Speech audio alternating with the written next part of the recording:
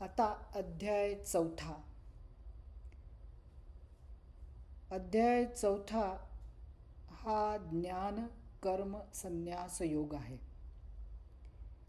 अध्याय दुसऱ्या आणि तिसऱ्यात भगवान श्रीकृष्णांनी ब्रह्मज्ञानाची शिकवण दिली अर्जुनाला. आणि ते ब्रह्मज्ञान त्याग आणि ज्ञानात कसं स्थित आहे आणि कर्मयोगानंही कसं साध्य करता येतं हे अर्जुनाला विस्तृतपणे शिकवलं. आता चौथ्या अध्यायाच्या सुरुवातीला भगवान श्रीकृष्ण या ज्ञानाच्या उगमाबद्दल फार महत्त्वाचं काहीतरी सांगतायत. ते म्हणतात, इमं विवस्वते योगं प्रोक्तवानहमव्ययम् विवस्वानमनवे प्राह मनुरिक्ष्वाकवे ब्रवीत. म्हणजे भगवान श्रीकृष्ण हे सनातन योगज्ञान त्यांनी हे प्रथम विवस्वान म्हणजे सूर्यदेवाला, मग विवस्वानानं ते वैवस्वत मनू आणि मनूनं ईक्ष्वाकूला सांगितलंय. ईक्ष्वाकू हा सूर्यवंशाचा पहिला राजा समजला जातो.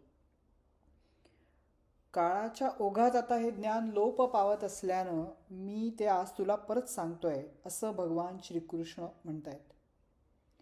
लक्षात घेण्यासारखी गोष्ट म्हणजे भगवान श्रीकृष्ण हे ज्ञान प्राचीन आहे असं सांगतायत.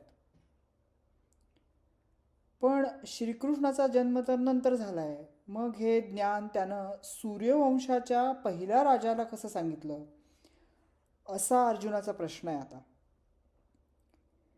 यानंतरच्या श्लोकात म्हणजे 6व्या श्लोकात भगवान श्रीकृष्ण पहिल्यांदाच आपण अजन्म आणि शाश्वत आहोत असं सांगतायत.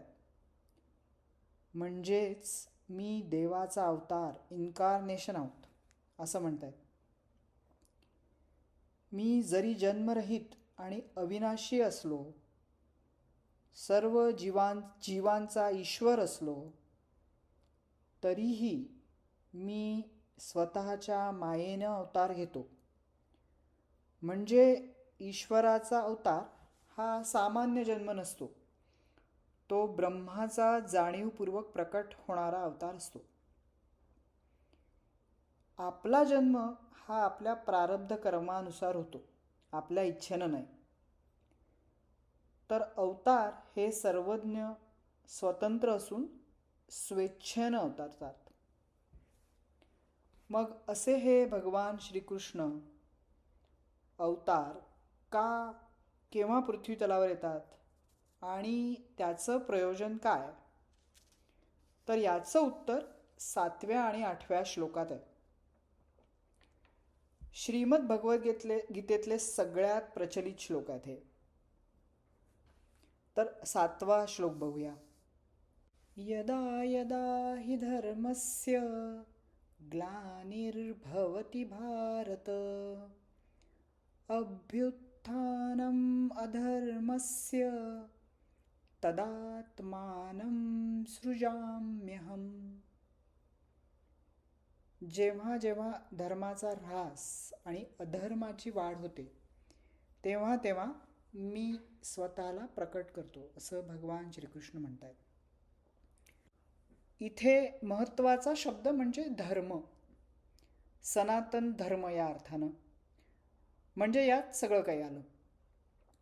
प्रवृत्ती लक्षण धर्म म्हणजे बाह्यरूप धर्म, म्हणजे मंदिरं, धर्मगुरू आणि त्यांचं धार्मिक संरक्षणार्थ उपासना, साधना, साधक सगळं काही.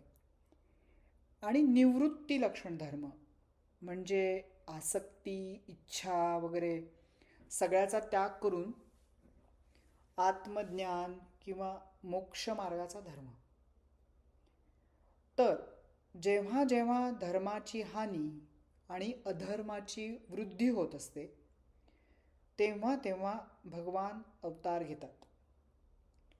म्हणून भगवंताचा अवतार घेण्याचं कारण धर्माची स्थापना करणं आणि अधर्माचा नाश करणं हे आहे. आता 8वा श्लोक काय म्हणतोय ते बघूया.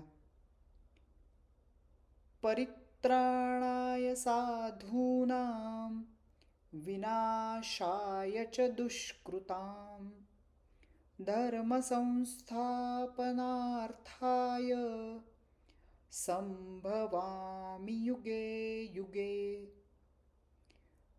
म्हणजे सज्जनांच्या रक्षणासाठी, दुष्टांच्या संहारासाठी आणि धर्माच्या स्थापनेसाठी मी प्रत्येक युगात प्रकटतो, असं भगवान श्रीकृष्ण म्हणतात.